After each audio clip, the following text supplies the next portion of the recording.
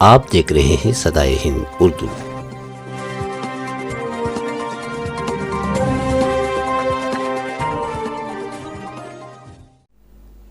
گزشتہ دنوں انجمن ترقی اردو ہند کرناٹک کے نائب صدر میر اعجاز علی جوہری نے چند اپنے تجربات کو پیش کرتے ہوئے انجمن کی جانب سے اردو اسکولوں کے متعلق اسٹڈی رپورٹ کے مشاورتی اجلاس کے موقع پر کہا کہ اردو اسکولوں کی بربادی اساتذہ کی وجہ سے ہے۔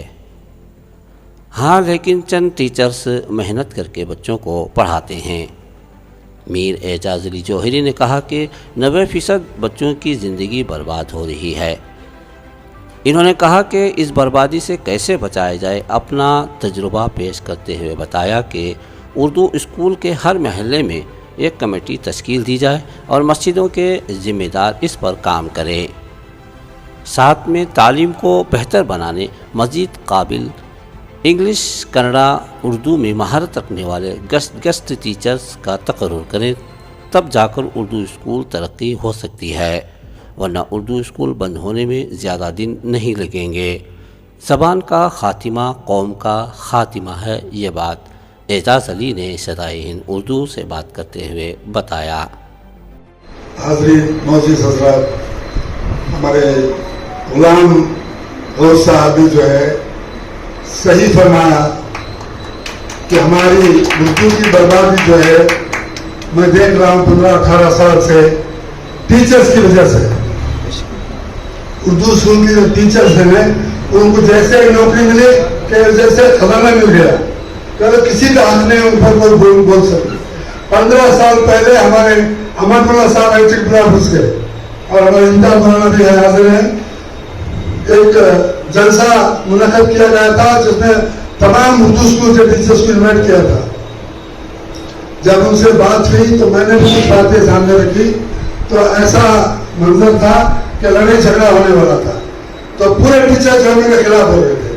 جب میں سیاست میں تھا، مجھے کچھ آگے بڑھنا تھا، میں خاموش ہو گیا، ورنہ میں بھی ریاکشن کر سکتا تھا۔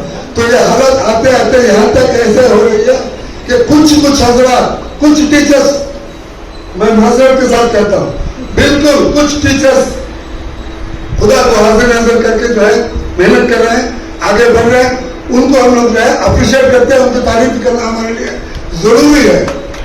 تیسری بات یہ ہے کہ گراؤنڈ ریالٹی ہم جو ہے چھوڑ کے جو ہے آگے بڑھ رہے ہیں۔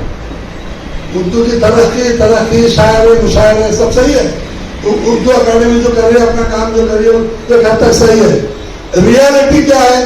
12 لاکھ ہمارے بچے، جس میں 99% مسلم بچے ہیں، ان کی زندگی خراب ہو رہی ہے۔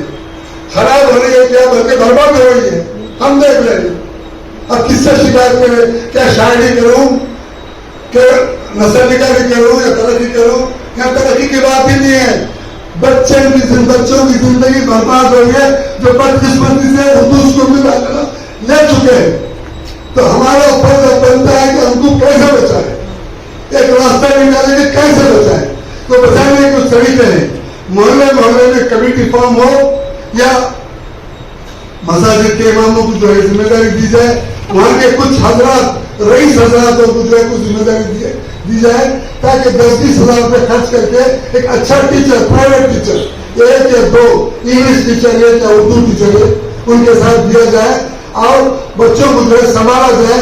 اور بچوں کو جب کچھ معلومات بڑھی ہے تو بچوں کو امنگ ہے، اور ماں باپ کو جا کے بولے کہ ہم نے یہ سیکھا، تو یہ جب کچھ بھی نہیں سیکھا تو خاک سیکھا، تو کیا بولیں گے ماں باپ کو جا کے کچھ بھی نہیں سیکھا؟ تو ماں باپ بھی تنگ آ گئے بچوں کو اسکول بھیجنے کے لیے۔ اسی لیے کچھ سجیشنز ہیں، انشاءاللہ ہمارے صدر صاحب سے اور دیگر ہمارے صاحب سے ہم نے بہت بڑا کام کیا، ان سے مشورہ کریں گے انشاءاللہ۔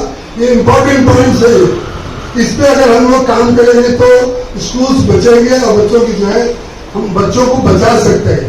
اسکول بچے نہ بچے، ہمارے بچوں کو تو بچانا ہمارا فرض ہے۔ بہت بہت شکریہ۔